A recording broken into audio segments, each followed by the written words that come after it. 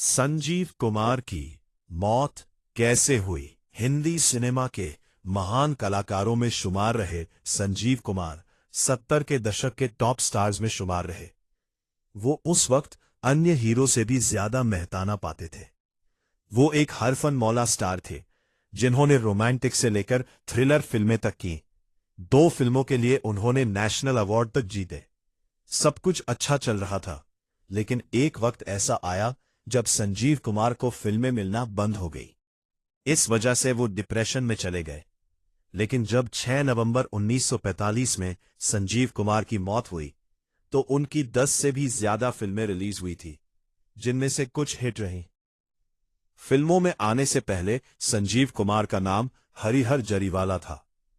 चूंकि संजीव के पिता भगवान श्री कृष्ण के भक्त थे, तो उन्होंने बेटे का नाम हरिहर जरीवाला रख दिया था।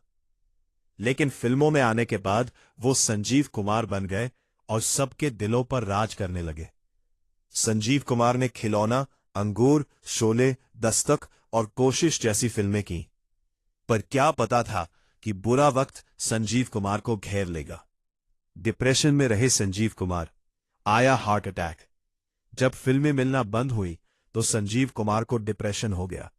करीब 1978 के आसपास उन्हें हार्ट अटैक आया, जिसके बाद उनकी हार्ट सर्जरी करनी पड़ी थी। संजीव कुमार आखिरी दिनों में एकदम तन्हा हो गए थे। आपको जानकर हैरानी होगी कि उनके परिवार में सभी पुरुषों की मौत 50 साल की उम्र से पहले हो जाती थी। संजीव कुमार के साथ भी यही हुआ।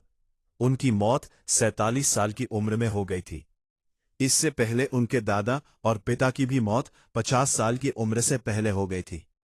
संजीव कुमार ने कहा था, बूढ़ा होना मेरे नसीब में नहीं, इसलिए पर्दे पर इसे निभाकर अरमान पूरा कर रहा हूं। संजीव कुमार के भतीजे उदय जरीवाला ने दिए इंटरव्यू में इसकी वजह बताई। साथ ही यह भी बताया कि चाचा संजीव कुमार का आखिरी वक्त कैसा रहा था।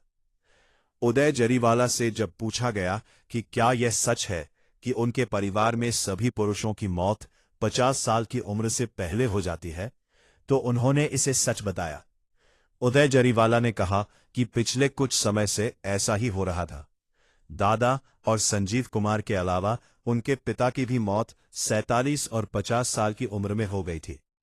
उदय जरीवाला ने आगे कहा कि पर अब ऐसा नहीं है, क्योंकि वह 50 साल से अधिक के हो गए हैं। लेकिन खुद उदय भी नहीं समझ पाए कि आखिर उनके घर में बाकी पुरुषों के साथ ऐसा क्यों हुआ कि वो 50 साल की उम्र से पहले ही चल बसे। हार्ट अटैक आने के बाद से संजीव कुमार की सेहत को लेकर और एहतियात बरती जाने लगी थी। संजीव कुमार के कमरे में हर किसी को जाने की इजाजत नहीं थी। उनके कमरे में घंटी लगाई गई थी।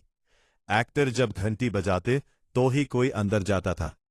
संजीव कुमार के कमरे में अगर किसी को जाने की इजाजत थी। पूरी एहतियात और परहेज के साथ संजीव कुमार ने 5 साल निकाल लिए थे और उन्होंने फिल्मों की शूटिंग भी शुरू कर दी थी।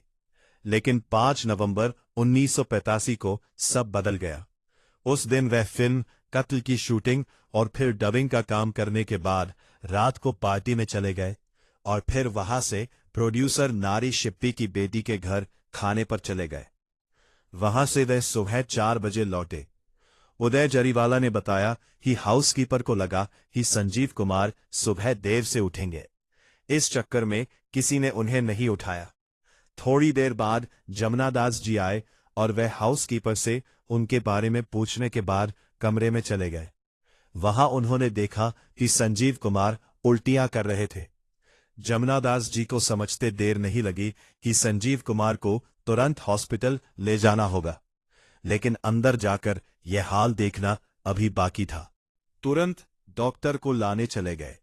उसी बीच सचिन पिलगांवकर भी वहां आए और जब उन्हें पता चला कि डॉक्टर को बुलाया गया है तो वो घबरा गए। जब डॉक्टर के साथ सभी लोग संजीव कुमार के कमरे में पहुंचे तो देखा कि वो जमीन पर पेट के बल पड़े थे। उनके बगल में सॉर्बिट्रेट टैबलेट की शीशी पड़ी थी। डॉक्टर ने तुरंत ही संजीव कुमार को सीपीआर दिया, पर संजीव कुमार तब तक इस दुनिया से जा चुके थे।